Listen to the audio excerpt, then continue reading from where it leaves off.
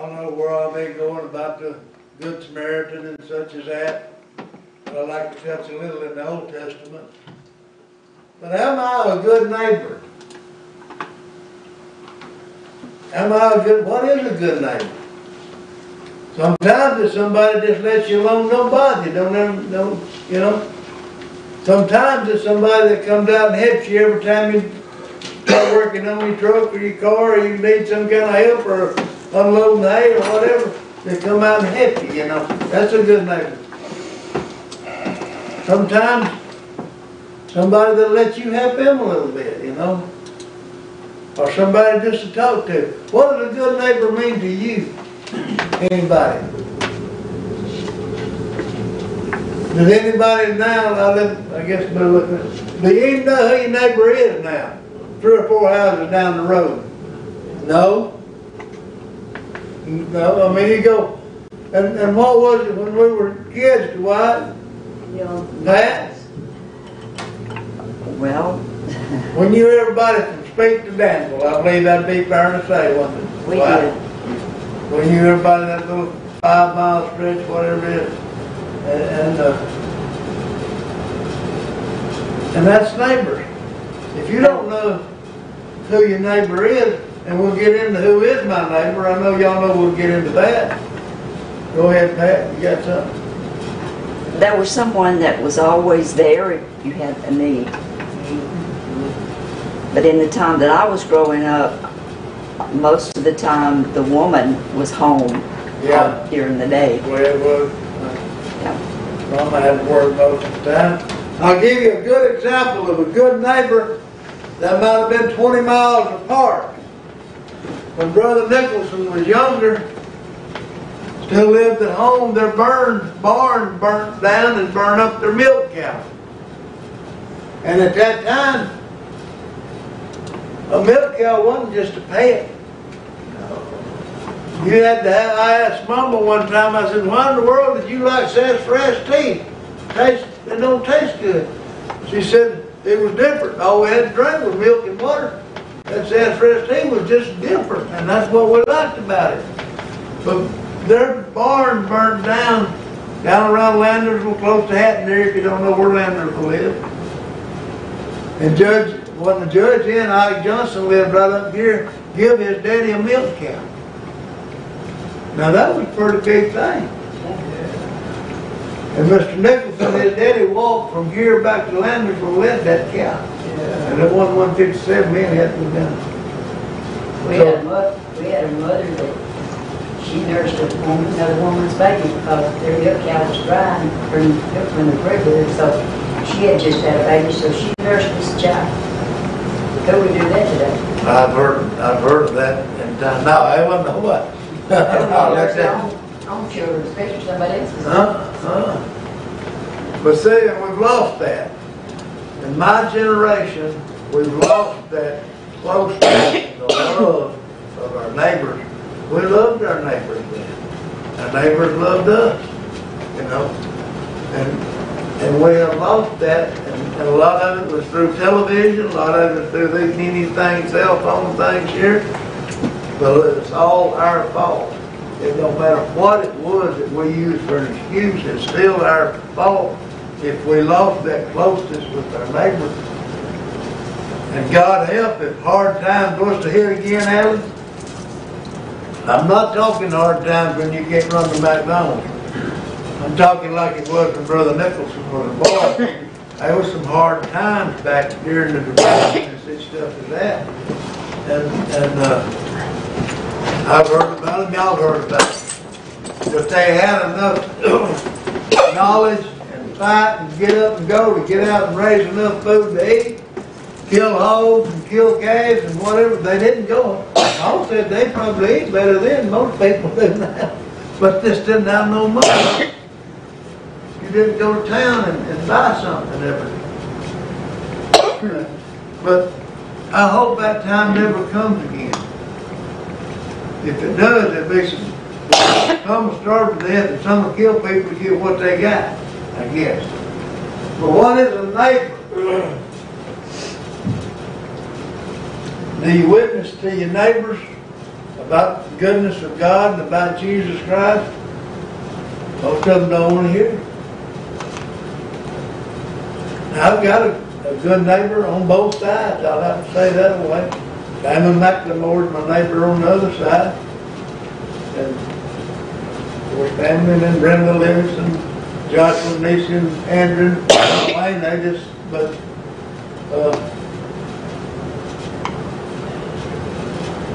we need that closeness back. And I gotta say, most people don't want you coming and visiting no more. If their favorite show's on, or if it's whatever, I better read.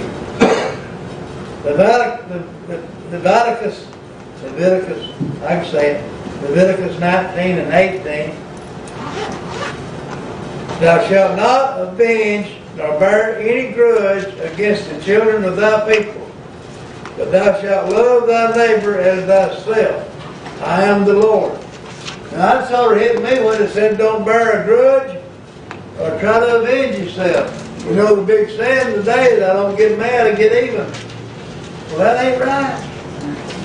It just ain't right. Where? That was Leviticus 19 and 18. You might want to mark it, if you believe in marking in your Bible.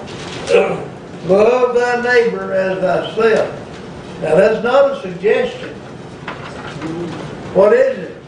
Command. Command. I'm going to go to Luke 10 and 29, and I'm going to read a little bit there. But now y'all get involved and help me out here a little bit. This is about the Good Samaritan. I don't think we can read it too many times because it sets an example for us. We can look bad at this priest and this Levite, but I ask myself, what would I have done? What would I have done if I went down the road and there laid a man over there about half dead? Trying to figure out what he done wrong, reckon, or stop and help him. I hope I would stop and help him. I hope I would. Because you watch, you don't know till you're standing there. Of course, all these people might have been in a big hurry like everybody else did. Luke 10, we'll start with 29. I may go back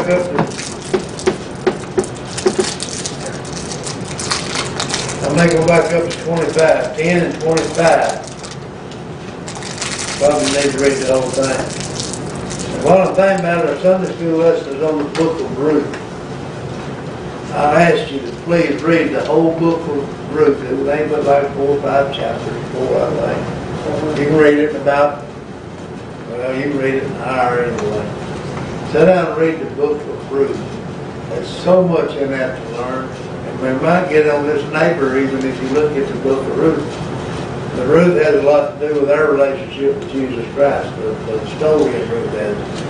25, and behold, a certain lawyer stood up and tempted him, saying, Master, what shall I do to inherit eternal life? That's a good question. We all need to ask that question. What do I need to do to inherit eternal life? What do I need to do to go to heaven? I hope we can answer that. He said unto him, What is written in the law? How readest thou? And he answering said, Thou shalt love the Lord thy God with all thy heart, and with all thy soul, and with all thy strength, and with all thy mind, and thy neighbor as thyself. That goes back to Leviticus right there. What's written in the law? This man just told him. Jesus asked him all that. This man told him what was written in the law of God. Love your neighbor as yourself. And he said unto him, Thou hast answered right. This do, and thou shalt live. And he ought to keep his mouth shut, I guess, if you read the rest of it. But he, willing to justify himself, said unto Jesus, And who is my neighbor? That's another good question. Who is your neighbor? Well, the guy that lives next door, the one who lives maybe 4 or 5 houses down the road this way and that way, yeah, that's your neighbor. But Ike Johnson was a neighbor to Brother Nichols and them. He lived 30 miles away, I guess you might say that. Anybody that's in need. Anybody that's in need, anybody that helps your need. Do we return them favors? You may not return it to that man, but you can pass it on to somebody else. Who is my neighbor? And Jesus answered and said, a certain man went down from Jerusalem to Jericho, fell among thieves, and stripped him of his raiment, and wounded him, and departed, leaving him half dead. Word in there that just always comes out of me, he went down from Jerusalem to Jericho. Reckon why it said that? Downhill. Jerusalem's a higher place than Jericho is. Jericho's not far from the Dead Sea. The lowest point on earth is the Dead Sea. But down from Jerusalem to Jericho and fell among thieves, and stripped him of his raiment, and wounded him, and departed, leaving him half dead. And by chance there came down a certain priest that way, and when he saw him, he passed by on the other side. You'd think a priest would stop to help him. And probably most of them would, but this one didn't. And likewise a Levite, when he was at the place, came and looked on him and passed by on the other side. These were the two religious leaders that are supposed to help people. Who would you go to for help today? Drunkards live next door.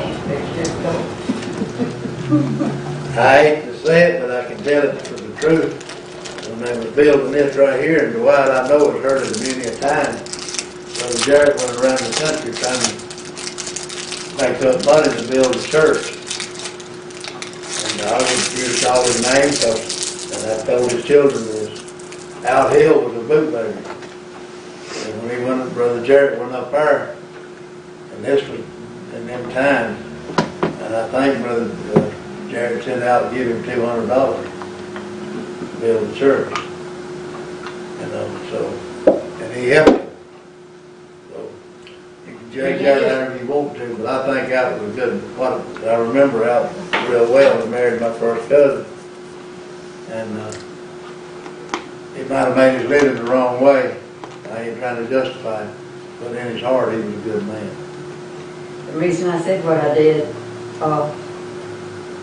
religious people passed right by my house. Mm-hmm. Me and my baby didn't have nothing to eat. Drunkard brought first food. So it's not always the people that's going to church that's really living right. Mm-hmm. I've always said, Cat, what's in the Bible say he was more just than those. We'll read it right here. Mm-hmm. See, this Samaritan wasn't good enough to touch a Jew.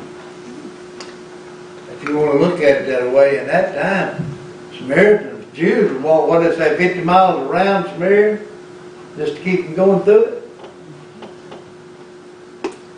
And that's, but this Jew stopped and helped that wounded man because he had, and that big word, compassion. Have you got compassion on anybody anymore? Do you even care that boy drowned in that Jeep down there around Gunners? Do you even care?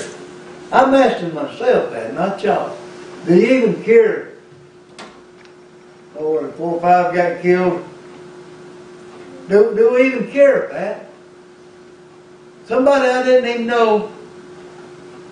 There's a baby in Birmingham Hospital, leasing them notes and bad shape. Do I even care? That you go back to what are you going to do to inherit eternal life? There you go. If you don't have compassion towards your fellow man, Mm-hmm. you're not going to heaven. Mm-hmm. It's just plain and simple. And see if you, and this is where some people miss it. I think, and this is just me now. If you're a real Christian and really give your heart and life to Jesus Christ, you got that compassion. I'm not trying to judge nobody, but you'll have a certain amount of compassion for just anybody, whether you can help them. Now, you ain't throwing money at people, ain't always the way to help them. You know, one time, it's no man, he'd come by our house all the time. He knew Mama and them, and he would pass out on Mama's porch. She'd take a foot up and cover him up. And I told her one day, I said, Mama, why do you take in oh, drunk people like that. I said, why do you care whether he's drunk or not? She said, if his mother, my kid was to go by her house, Aunt Ann was her name, or that's what she called her. She said, he went by Aunt Ann's house, she'd take care of my son. You know, that's compassion for somebody that was somebody's son. That's somebody's son. Yeah. And if you don't have compassion for somebody else's child, how do you expect somebody to have compassion for yours? And people say, mine won't do that. You don't know what yours will do. No, sir. And add to that, Huh? if you don't have compassion for somebody else's child, how are you going to teach your children to have compassion for these kids? And that's important that your children learn, and they do learn from you. They'll say his action speaks louder than words. And it does. And I like Brother Nicholson saying on that, action, faith is the only faith that counts. You can say you got faith all day long, but if there ain't no action going with it or adding to it or something, there got to be some. Without works, your faith is dead. Yeah, and works is a bad word now in most churches. You know, you can't say works. They don't. But a certain Samaritan, as he journeyed, came where he was. And when he saw him, he had compassion on him, and went to him and bound up his wound, pouring in oil and wine, and set him on his own beast, and brought him to an inn and took care of him. Something we may have overlooked there. He set that man on his own beast. Let's say a donkey or a mule or a horse or whatever. What did the Samaritan do then to get on to where he's going? Walk probably. He had to walk. Here I go riding my horse down the road here, and it don't say how far it was to the end. I'm going to guess a pretty good ways. But I'm going to get off my horse, maybe this old drunk man over here, and I'm going to put him on it, and I'm going to walk and lead that horse 20 more miles down the road till I can get him some help. Now it's sort of getting deep and personal, ain't it? You know? My uncle had a wreck one time. Right there where 55 comes out in front of him. Comes right out on 41. He went on out through there, and the preacher stopped. But because he was bloody, he wouldn't let him ride in his car. But he was a good preacher. The Bible says it ain't the one that knows the word, it's the one that does the word. One that does You the know, word. that's a big statement right there. Yeah. You know, you can know this Bible from front to back, but if you don't do it, You don't do it. like Brother Nichols says, works is dead. And you see that more often than just a few times down through your years, is people will say they're a Christian, but their life don't show it. And, you know, we need to be a light. People know that you're living what you say you are. Maybe You it can. have compassion. My son-in-law and my daughter was going to a church. They wanted Benny to come because he could play ball. He was pretty good at softball, baseball, whatever ball it was. And they went for a good while, pretty regular. And the preacher preached that morning about not talking bad about people. And he said when they got out the door, that preacher was cussing and talking about so-and-so down here, how sorry, and just using old big old cuss words. The preacher that just preached, they didn't go back to church. And you can't hardly get them to go to church nowhere now. You know why? People in the world say when they see one Christian going astray or doing something wrong, they all like that. Y'all work public work, you know how they talk in the break here. When the television preachers fail, I heard them don't tell them, they all that way. No, they ain't all that way. But when one does something wrong, Cat, when one does something wrong, that's the reason we need to watch our life. We may hinder somebody. Well, it may not be the one there with the big mouth saying they all that way, but there's people hearing him. And they seed planted in their ears. They all that way. They'll see, they won't never see the good you do, but you do one bad thing, they'll see that. Best example I can give on that, sister, is Adam. Didn't they say he lived like 900 years, 700 years, 800 years or something? 900. And we know one bad thing that man done in his life. Is all we know, one thing. What do we remember about him? That one thing. Yeah. I always use, we sorted mail at church, Brother Nicholson, no little at work. You get 5,000 pieces of mail a day over there on the average. You get 4,999 of them right and one of them wrong, you know which one you'll hear from? That one you got wrong. But anyway, we can do our, I guess what my point tonight for all of us, let's be that good neighbor. Not expecting the people who live next to us to be a good neighbor to us. We hope they are. But even if they're not, we're still supposed to do our part. And that's the hard pill to swallow. We got to do our part as being real Christians and be a good neighbor to them, whether they mistreat us or not. And that's hard to do. I think a good neighbor would be to help somebody not expecting nothing in return. That's it. Don't expect, if you're going to help somebody, first don't get out and brag about it. If you got to brag about it, just let it go.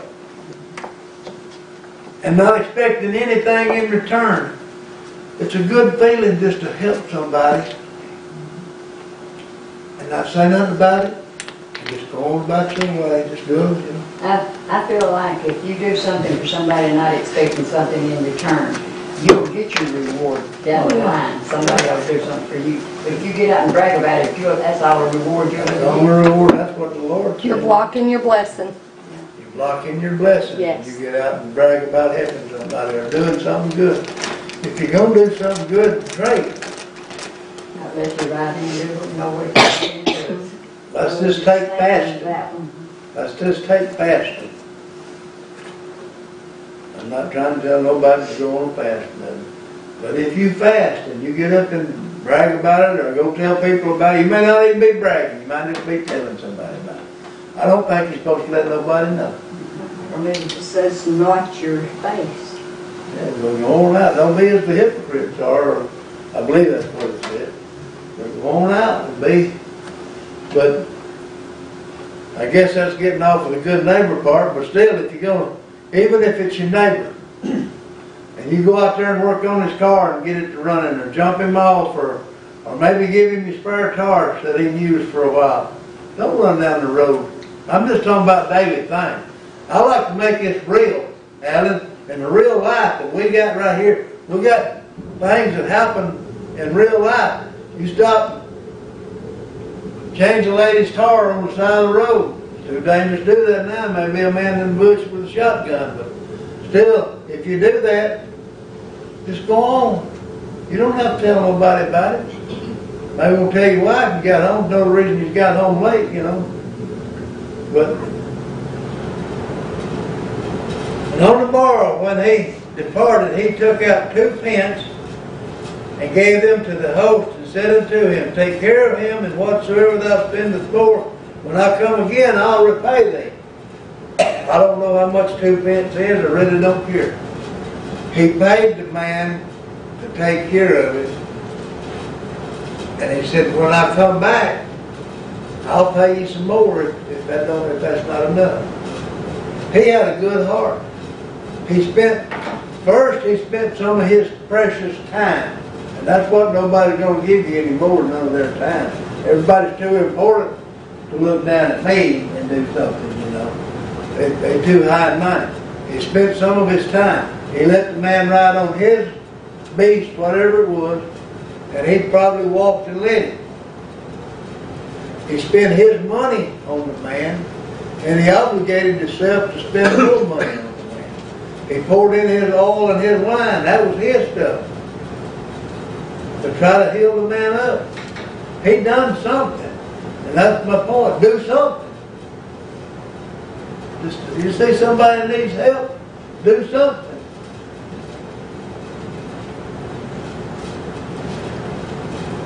You know, I think that's the reason the world's in the shape it's in today. If we could live like they did back in years gone by, they loved one another and they shared what they had with one another. If we would learn to do that like they did back then, we would have a better world to live in.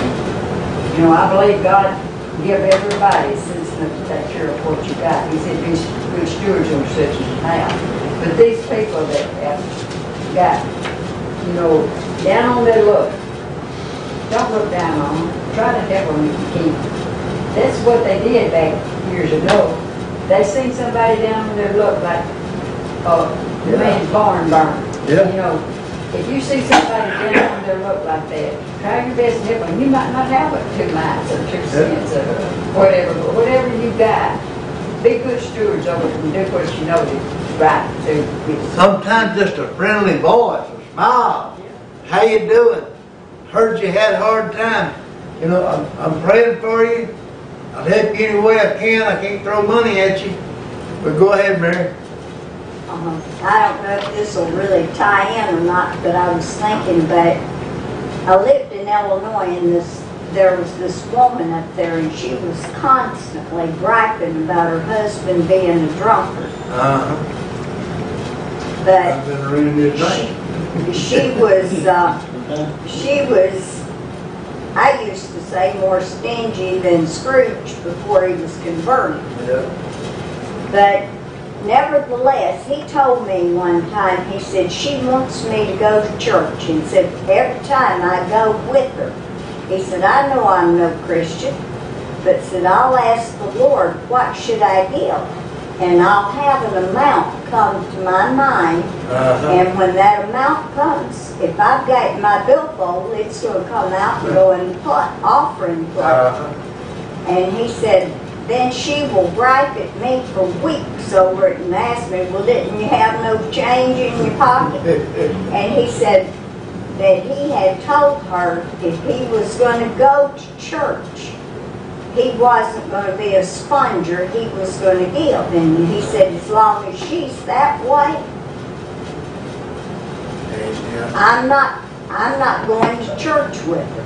Of course, after I got grown, I figured the reason he drank so much was he had to do that to put up with it. But people hinder others by their opinions and such. Sometimes better just keep your mouth shut, you know. And Brother Jared said they give us 2 ears and 1 mouth for a reason. Remember? But she wanted him to get right with God, and if she'd kept her mouth shut, he might have come to the Lord, and her life with him would have been a whole lot better. We're talking about maybe some better times, and I can't go back no further in my memory than maybe the 50s. The 50s were probably some of the best times the United States has ever seen. It might not have been a whole lot of money around here anyway. She didn't need a whole lot of money. We could go to town every 2 or 3 weeks or something and stuff. But we raised everything we ate, or most of the stuff we ate back then. So everybody had a garden, and I reckon every house, some of them even in town had a hog in the backyard.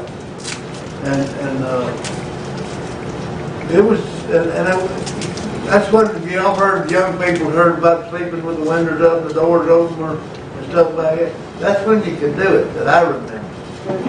Now, when the 60s come along, it started getting a little worse. But the 50s, I think, some of the best times to sing, and you still knew who your neighbor was, and you still went and visited. Y'all know what visiting people means?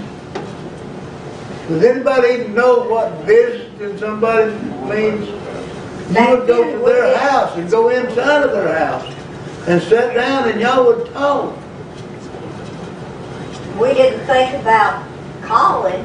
A lot of people didn't even have a phone where you could call and make an arrangement anyhow. You just got a hankering to go see someone. You got up and left and went. Just for nothing else, to check on them and see how they were doing. Yes. But let's see, I didn't have a phone or a television when me and her got married. Which now, Of these three thinkest thou was neighbor unto him that fell among the thieves. Well, there's all his neighbors, they probably just lived, you know. But there's a deeper meaning in that, ain't there? Which of the three was his neighbor? Was the Levite his neighbor? Was the priest his neighbor? That old low-life Samaritan, was that his neighbor?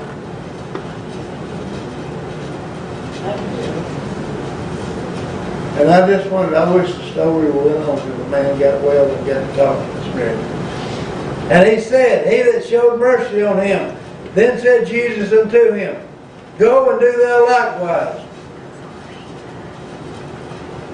And I'd like to read on, but that's the end of that.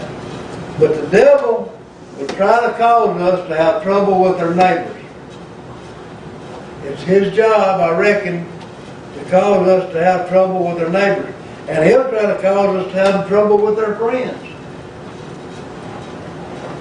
And he'll try to cause us to have trouble with our wives or husbands. Sometimes they must be doing a pretty good job at it. The rate stuff is the way stuff's going now. But the devil's going to try to cause us to have trouble somehow. And you know, it's bad enough to have trouble with somebody, your wife. But then it gets in your mind. And you go to thinking about it. And you just can't get it off your mind. It just keeps on. You have trouble with somebody and you're thinking bad things sometimes. May not do it, but you think bad things. I do sometimes. I'm glad they keep a little television screen up here so people can see what I'm thinking. They'd probably shoot me sometimes. But sometimes the devil put that in your mind, Brother Nicholson, and just keep your mind busy and off of the Lord and off of the good things in life that we're supposed to think on. But, oh, I'm going to tell him. I'm going to show him. He ain't going to. She ain't going to do that. You know, that's what I do. As long as your mind's on that kind of stuff, Kathy, you can't be your mind on the Lord like it's supposed to be.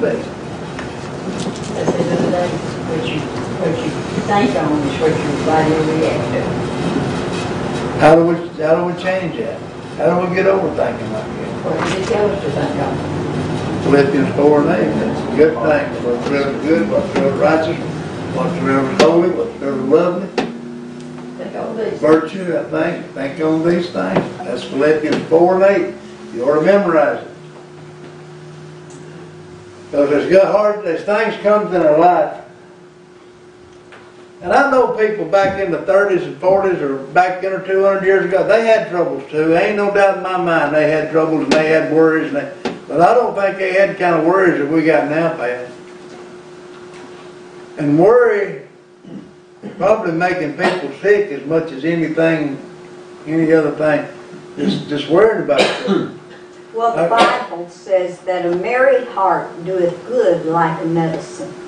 And that's very true. Even science has proved that to be true. But there's I got so many things to worry about, I can't worry about none of them like I ought to. I used to say it, my mother worried about not having anything to worry about. That's the way Mama was.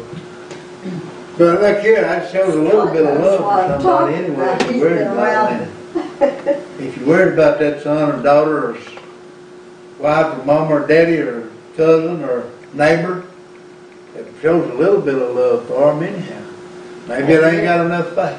Have you ever thought about what true love is really? What is true love? What is?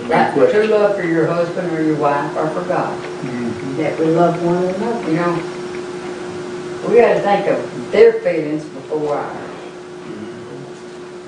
If you really loved your husband or your wife, you would think about what they want out of life and try to make their life more pleasant. If I have one piece of chicken left, I'm supposed to give it to her? Yes, sir. You're supposed to see if she wants it.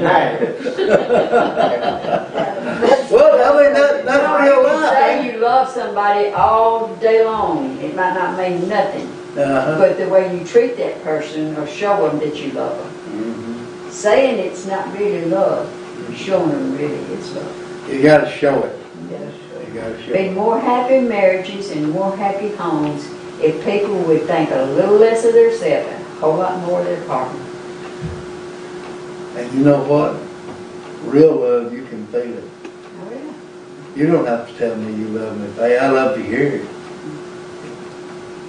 But I know you do. Will you ever say it again enough? You know? I know. You do. That ain't no big spiritual gift. You know when people love you and when they don't. It just, I don't know. You can just feel it or tell it or something. God knows when you really love him too. He knows You know, for you don't sure. have to tell him, he likes to hear it, but you don't have to tell him. Your action speaks louder than words. Yeah. And he does want to hear it. And I think that's where the majority of the people mess up today. They don't ever go talk to God unless they need something real bad. And I'll tell you, now I tried this and I didn't make it. I'm not going to ask for nothing today, Lord. I'm just going to offer myself to you and praise you and worship you. Not going to ask for nothing. Be careful. It's hard to go a day without asking God for something. Anybody else got anything to say? I hope it's suited y'all. We're talking about a neighbor. When the tornado come, you know, y'all know how it done our house and everything, tore up, killed my other neighbor and everything. And I won't call his name, but I guess he's probably the richest man in Lawrence County. He come down there and put his arm around me, and people's out there working, and y'all come, everybody come down from church and working. He said, son, if you need anything, just let me know. Just let me know. Yeah. He meant it too. Well, I know who you're talking about. well, to me he didn't, but you know. And another neighbor I had down there, he had a bulldozer. Yeah. He come and parked it down there at the end of my pond.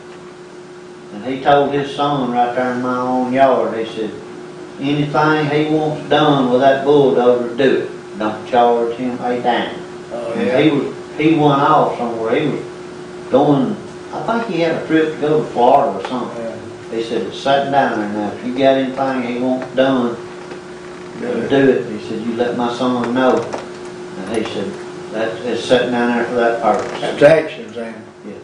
Now this fellow put his arm around me. I know he had a pocket full of money. We didn't have nothing. You know, we hadn't had no food cooked on our stove in 2 weeks. You know, but yeah, you know, he put action. That other guy put action on that Yeah. there, and he didn't even put his arm around him. You know, Yeah. but this other guy did. You know, Sometimes action speaks louder than words. so I done had some dealings with him on money wise anyway. You know, It wasn't who I was thinking then. I was I know how wrong it with is. that. Y'all have to think about it. You can't think about it like that. Yeah. And everybody has faults. Yeah. Well, I got mine too, but I mean, you know, that goes to show you that anybody cares about you, or they just talking. A lot of people say, oh, I love you, man, I love you, I care about you, you know. A lot of them, you standing there knowing they're lying. You know, Yeah. when they, like I said, I've been around you long enough, I know you pretty good, you know. And I believe what you say, you know. Yeah. But a lot of people, you can't do it, you know. They'll lie to your face and knowing that they're lying. You see, some people love you that can't help Yeah. you. They just ain't got the means or something like that. But a lot of Pray for like, them. everybody coming and being there, I mean, you know, that meant a lot. Yeah.